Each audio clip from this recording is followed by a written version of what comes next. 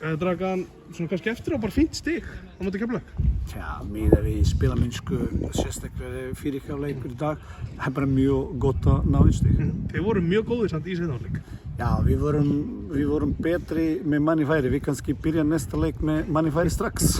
Þið voru náttúrulega líka góðir á móti IR manni færi. Já, við gerum það, ég veit ekki af hverju það, af hverju byrjum ekki eins og seinni hálfleikur, þegar við vorum 11. En ég veit að Keflavík líka gott lið, þeir vinna 5-0 leikinn síðasta leik og þeir eins og segja bara gott lið, en samt við spilum fyrirhjálfleik og þetta bara kannski með verri fyrirhjálfleik sem við búin að taka síðasti 1,5 ár. Er það vindurinn eða hann truflar? Nei, ég held ekki vindurinn. Jú, stundum. Við reynum nokkar sinnum longan og vindur aðeins plásan í markspyrnu eða yfir marki, en samt við gera miklu betra.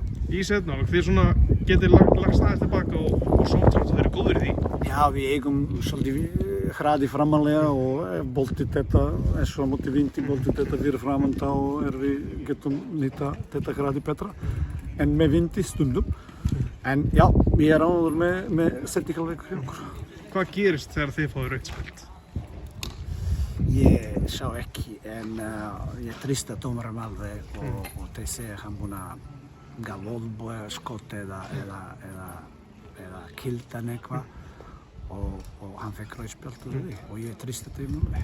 Hvað finnst þér að leikmaður þinn kannski missi smá hausinn og fái rautt spjald svona?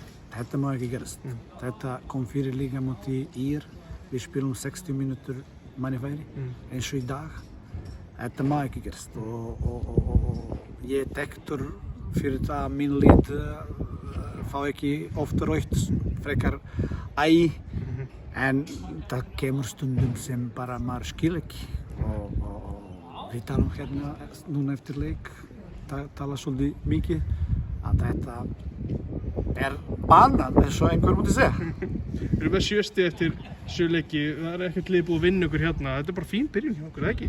Já, þetta getum segja alveg, þetta er svolítið fín byrjun og við getum fá fleiri stig, þetta 4 jafntefli 5, geta fara allavega 1 í sigur af þessi 4-5 leiki, en við getum kannski missa líka niður jafntefli og ég held að allt saman við erum bara ánægðir með 7 stig.